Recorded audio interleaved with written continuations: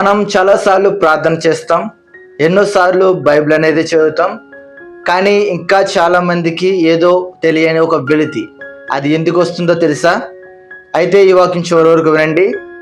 అందరికీ praise Lord, my dear brothers and sisters in Christ. అందరికీ ఈరోజు గుర్తుందా? ఈరోజు దేవుని పరిశుద్ధ దినపు ఆదివారం. ప్రతి ఒక్కరు కూడా దేవుడి మందిరానికి వెళ్ళి అక్కడ దైవజనులు చెప్పే వాక్యం ద్వారా అనేక మంది ఆత్మీయంగా బలపరచాలని ఆశిస్తున్నాను. ఎవరు కూడా ఈరోజు దేవుడి మందిరాన్ని మానుకోవద్దు. ఎందుకంటే దేవుడి మందిరం మనకి ఎంతగానో ఒక ఆనందం, సంతోషం, ఎంతగానో నెమ్మది అనేది ఇస్తుంది. ఈ లోకంలో ఒక ఆనందం కానీ ఒక సంతోషం కానీ మీరు మార్కెట్లోకి వెళ్ళి కొనుక్కుందామన్నా కూడా దొరకవు. ఉచితంగా దేవుని యొక్క సంతోషం మీకు ఇస్తున్నాడు. అందుని బట్టి ఎవరు కూడా దేవుని యొక్క సన్నిధికి మానుకోకుండా మీరు వెళ్ళడమే కాకుండా, ఒకవేళ మీకు ఓపిక ఉంటే స్వార్థ ప్రకటించాలనుకుంటే మీ పక్క వారిని కూడా తీసుకువెళ్ళండి. సరే, దేవుని వార్తలోకి వెళ్దామా? ఈరోజు దేవుని వార్తను చూసుకున్నట్లయితే ఫిలిప్పీయులకు రాసిన పత్రిక 4వ అధ్యాయం 9వ వచనం. మరియు మీరు నా వలన ఏమి నేర్చుకుని అంగీకరించుతారో, నా యందున్నట్లుగా ఏమి వింటిరో, ఏమి చూసితరో అట్టి వాటిని చేయుడి. అప్పుడు సమాధానకర్తయగు దేవుడు మీకు తోడయుండును గాక. ఆమేన్. ఇక్కడ అపోస్తులైన పౌలు గారు ఈ యొక్క వాక్యం అనేది రాయడం అనేది జరిగింది.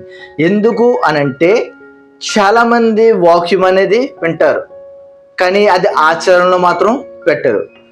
వాక్యం వినడం వలన కేవలం మన జీవితాలు అనేవి మారవు. అది నువ్వు ఎప్పుడైతే నీ జీవితంలో ఆచరణలో పెడతావో అప్పుడే నీ జీవితం అనేది మార్పు చెందుతుంది. ఇక్కడ నువ్వు ఈ వారం క్షమించండి అనే వాక్యం విన్నావనుకో, నువ్వు ఇతరులను క్షమించగలుగుతున్నావా? దేవుని ప్రేమను మీరు కనపరచండి అని విన్నావనుకో, దేవుని ప్రేమను మీరు మీ యొక్క జీవితంలో కనపరచగలుగుతున్నారా? లేదు కదా. అందునే ఈ యొక్క వాక్యం పౌలు గారు రాయడం అనేది జరిగింది. ఇక్కడ అపోస్తలైన పౌలు గారు ఎన్నో లేఖనములు అనేది రాయడం జరిగింది. ఎంతో మందిని ఆత్మీయంగా ఆయన బలపరచడం అనేది జరిగింది.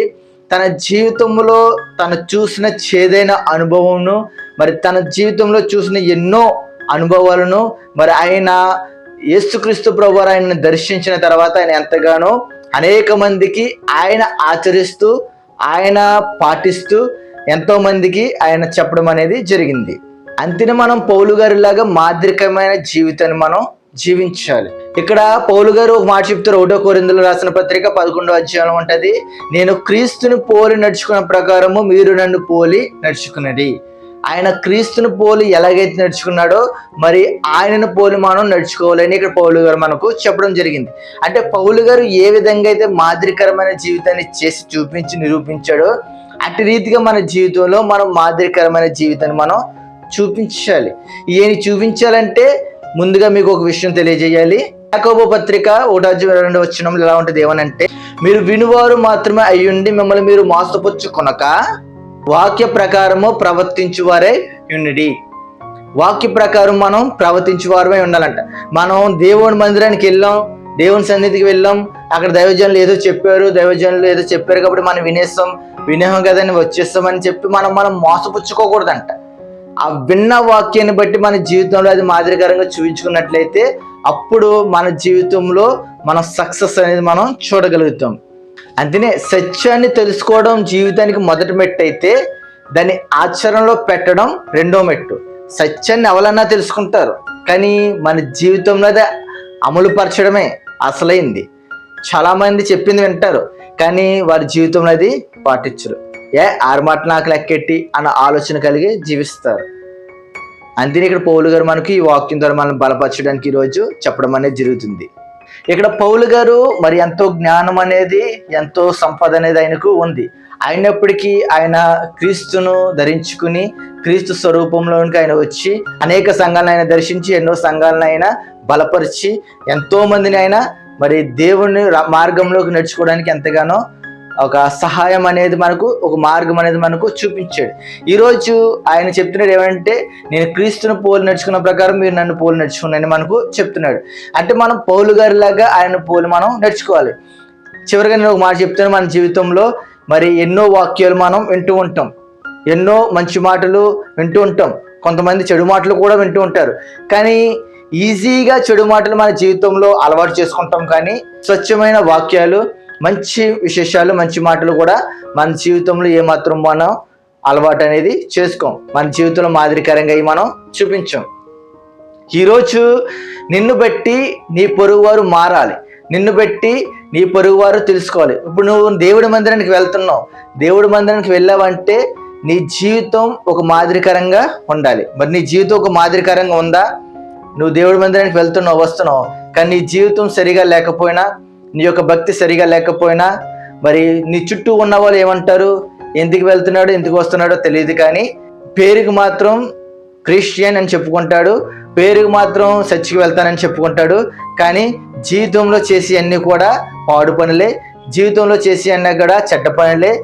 మాట్లాడితే బూతు మాటలు, ఎప్పుడు చూసినా పక్క వారితో గొడవలు, ఎప్పుడు చూసినా ఏదో ఒక గొడవలు పెట్టుకుంటూనే ఉంటారు, ఎప్పుడు సరిగా ఉండరు, దొంగతనాలు చేస్తూ ఉంటారు, వ్యభిచారం చేస్తూ ఉంటాడు, మందు తాగుతూ ఉంటాడు, సిగరెట్ కాలుస్తూ ఉంటాడు, అన్నీ చేస్తూ ఉంటాడు. పైపచ్చికి మళ్ళీ నేను దేవుడి మందిరానికి వెళ్తున్నాను అని చెప్పి అని దేవుని నామమునకు అవమానం తెచ్చేవారుగా నువ్వు ఉన్నావా?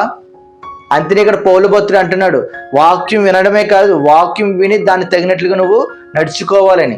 మరి దేవుని మందిరంలో ఎన్నో మంచి వాక్యాలు చెప్పడం మనకు జరుగుతుంది, ఎంతో సత్యం అనేది మనకు అక్కడ నేర్చుకోవడం అనేది జరుగుతుంది. ఈరోజు ఈ లోకంలో నీకు సత్యం ఎక్కడ దొరుకుతుంది? ఎక్కడైనా దొరుకుతుందా? ఎక్కడ దొరకదే. మంచి నేర్పించే వాళ్ళు తక్కువైపోరు, చెడు నేర్పించే వాళ్ళు ఎక్కువైపోరు. మంచిని ప్రోత్సహించే వాళ్ళు తక్కువైపోరు, చెడును ప్రోత్సహించేవారు ఎక్కువైపోరు. మరి ఈరోజు నువ్వు దేనికి బానిసత్వమై ఉన్నావు? మంచి నేర్చుకోవడానికి బానిసత్వమై ఉన్నావా, లేదంటే చెడు నేర్చుకోవడానికి బానిసత్వమై ఉన్నావా? నువ్వు నిజంగా మంచి నేర్చుకోవడానికి బానిసత్వమై ఉంటే దేవుని మార్గంలో, చక్కటి మార్గంలో పౌలు గారు ఏ విధంగా నేర్చుకున్నారో ఆ విధంగా నువ్వు నడుచుకుంటావు. మరి చెడుకు నువ్వు బానిసత్వమై ఉంటే ఈ లోకంలో ఉన్న ధనాశ, ఈ లోకంలో ఉన్న మరి లోకాశను చూసి నువ్వు ఎంతగానో నశించిపోతావు, నరకానికి నువ్వు వెళ్తావు. ఇక్కడ పౌలు గారు ఏమని చెప్తున్నాడంటే, మీరు వాక్యాన్ని వినండి, వాక్యాన్ని విని ఆ వాక్యాన్ని తగినట్లు మీ జీవితాన్ని మీరు మార్చుకోనని మనకు చెప్తున్నాడు. చక్కటి వార్త. ఇలాంటి చక్కటి వార్తలు చెప్పేవారు ఎంతమంది ఉన్నారండి మన జీవితంలో? ప్రతిదినము ఎంతగానో దేవుడు మనల్ని ఆత్మీయంగా వాగ్దానాల ద్వారా ఎంతగానో బలపరుస్తున్నాడు. ప్రతి ఆదివారము దేవుడు సన్నిధిలో మరి దైవజనుల ద్వారా ఎంతగానో మన ఆత్మీయంలో నడిపిస్తున్నాడు. మరి ఎంతమంది చక్కటి వార్తలు చెప్తున్నప్పుడు, చక్కటి విశేషాలు చెప్తున్నప్పుడు మరి ఎన్ని వినకుండా ఇంకా నీ జీవితంలో ఈ పాత రోత జీవితాన్ని అనుభవిస్తున్నావు ఎందుకు? నువ్వు ఎంత ప్రార్థన చేసినా ఎందుకు ప్రతిఫలం రావడం లేదు? నువ్వు ఎంత బైబిల్ చదివినా ఎందుకు నీ జీవితంలో సక్సెస్ అనేది చూడలేకపోతున్నావు? నీ జీవితం మాదిరికరంగా లేదు. నీ జీవితం మాదిరికరంగా లేదు కాబట్టి నీ జీవితంలో నువ్వు సక్సెస్ అనేది నువ్వు చూడలేకపోతున్నావు. నువ్వు ఒక క్రైస్తవుడు అని నువ్వు ఊర్లోకి వెళ్ళి చెప్పుకోకర్లే, నేను ఒక క్రైస్తవురాల్ని అని నువ్వు ఊర్లోకి వెళ్ళి జనాల ముందు నువ్వు చాటింపు వేసుకోకర్లే. నీ జీవితాన్ని బట్టి, నువ్వు మాట్లాడే మాటను బట్టి జనాలే చెప్పుకోవాలి, ఈయన నిజమైన క్రైస్తవుడు, ఈవిడ నిజమైన క్రైస్తవులని. మరి ఎంతమంది ఆ యొక్క సాక్ష్యం పంచుకోగలుగుతున్నాం? నిన్ను బట్టి ఇతరులు మారి దేవుడి మందిరానికి రాగలగాలి. నువ్వే దేవుడి మందిరానికి వచ్చి బూతులు తిరుగుతుంటే, నువ్వే దేవుడి మందిరానికి వచ్చి ఇంట్లో గొడవలు పెట్టుకుంటే, నువ్వే దేవుడి మందిరానికి వచ్చి ఆ ఈదుల వాళ్ళతో గొడవలకి వెళ్తుంటే ఇంక నిన్ను బట్టి ఎవరు మారుతారు? ఈ లోకంలో ఏం జరుగుతుందో దేవుడి మందిరంలో అదే జరుగుతుంది కదని ఆ యొక్క ఆలోచన అనేది ఉంటుంది.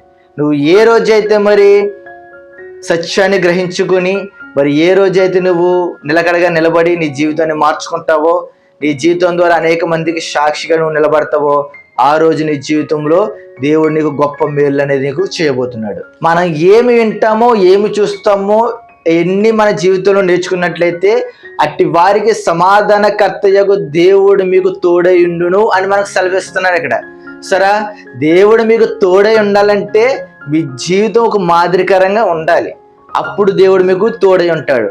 అప్పుడు వరకు మీరు ఎంత ప్రార్థన చేసినా, ఎంత వాక్యం చదివినా, ఎన్నిసార్లు దేవుడి మందిరానికి వెళ్ళినా, వారం క్రమం తప్పని దేవుడి మందిరానికి వెళ్ళినా, మీ జీవితంలో దేవుడు మీకు ఎప్పుడు కూడా తోడై ఉండడు. నువ్వు ఎప్పుడైతే వినిన వాక్యానికి కట్టుబడి నీ జీవితంలో మాదిరికరంగా జీవించగలుగుతావో అప్పుడు నీ జీవితంలో దేవునికి తోడై ఉంటాడు.